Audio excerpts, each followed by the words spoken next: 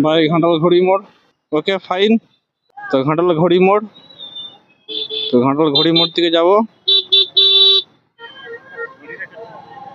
রানীচক, খানজা মদনপুর রানীচক। সে পাশে দেওয়ানি কোর্ট যাচ্ছে বাম দিকে, সোজা গেলে আমরা রানীচক চলে যেতে পারবো। তো লেটস গো, সোজা যাওয়া যাক। বাম্পার, বাম্পার ধরতে হবে, বাম্পার, আবার বাম্পার। ভাই আইসক্রিম সেন্টার উঠে চলে আসছে, কি করব? কিছু টপিক খুঁজে পাইনি কথার মতো, কিছু তো কিছু বলতে হবে।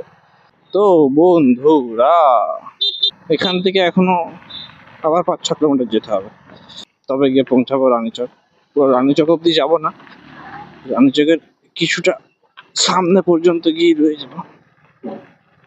রানীচকের আগে যেখানে পুজোটা হচ্ছে, যেখানে সেটটা বাজছে, সেটা রানীচকের আগে।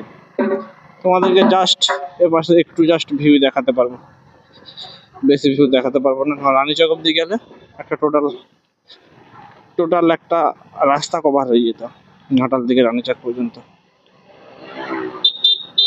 তো সরি, দেখাতে পারবো না, নেক্সট টাইম কোনোদিন গেলে তখন দেখাতে পারবো। হ্যাঁ বন্ধুরা, এপাশে এসে মনে পড়লো, ঘাটাল পার্ক গেলে কেমন হয়? Ghatal eco park, Ghatal tourism eco park, সাধুর বাঁধ। বুঝতে পারোনি ঘাটাল পার্ক বলতে? সাধুর বাঁধ বলতে হবে, সাধুর বাঁধ।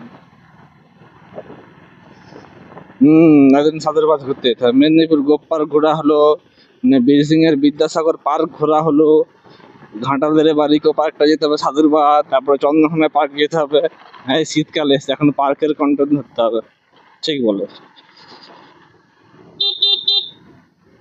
এই সামনের রাস্তাটা দিয়ে যাবে, এই রাস্তাটায়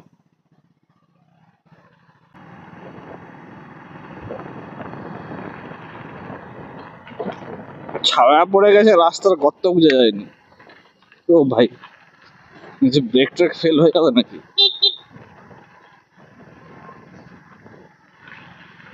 এখানে আকাশপানি গাছগুলো বেশ মোটা মোটা হয়ে গেছে আর বেশ ঘন করে লাগানো আছে। এটা একটা পেহচান ঘাটাল টু রানীচকের রাস্তা। আকাশবাণী বনের ভিতর দিয়ে যেতে হবে।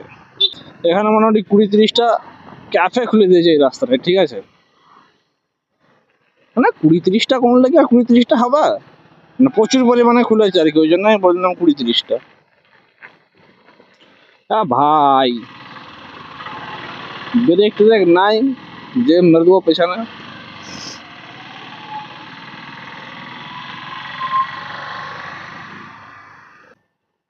আরে ভাই, আস্তে আস্তে আস্তে।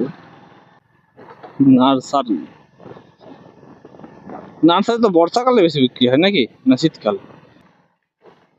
Slow slow slow slow. চলো, এটা কোথাকে আসলাম? এই পাশে পাশে জায়গার নাম জানি না, এবার 2-3টা জায়গার নাম জানি না।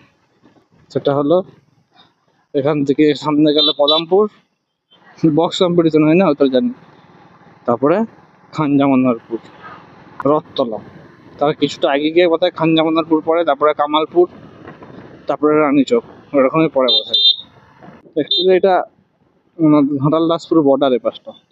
এটা বোধহয় ঘাটালেই আছি, আর একটু সামান্য গেলে দাসপুর পড়ে যাবে। রানীচক 7 কিলোমিটার এখান থেকে।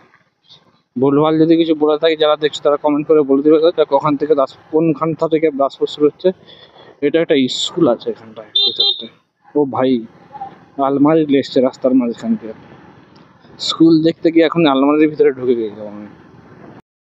এই রাস্তাটা প্রচুর চাঁদা খেচ্ছে। এটা চলে আসলাম পদামপুর। এ ভাই, টোটো দেখতে পাইনি বলে কি চেপে চেপে ডান দিক ডান দিক ডান দিকেই চলে আসছি। এক্ষুনি এসে আমাকে গুঁজে দিয়েছিলাম। অ্যাকচুয়ালি এখানের পুজোটায় অনেকগুলো করে মাইক সেট হয় পদামপুরে। প্রত্যেক বছর আসা হয়তো পুজো দেখতে, বক্স দেখতেও। আমার কি লাইট জ্বলছে? জ্বলবে না। এই জায়গাটা একটা মার্কেট আছে, এটাকে কি বলে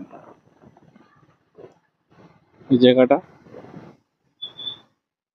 এটা হচ্ছে মনোহরপুর। আচ্ছা, এটা হলো মনোহরপুর।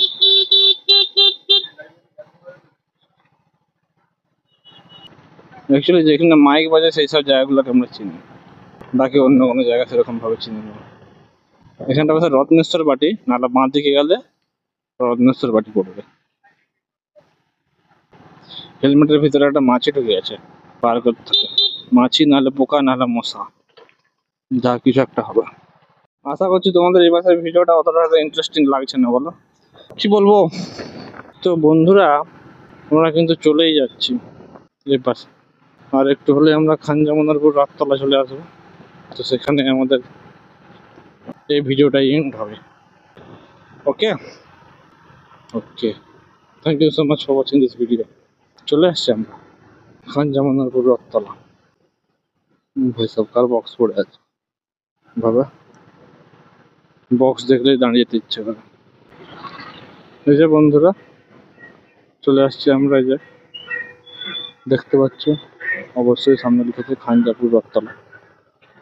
তো এটুকুনি ছিল ভিডিওটা। চলো টাটা, বাই বাই।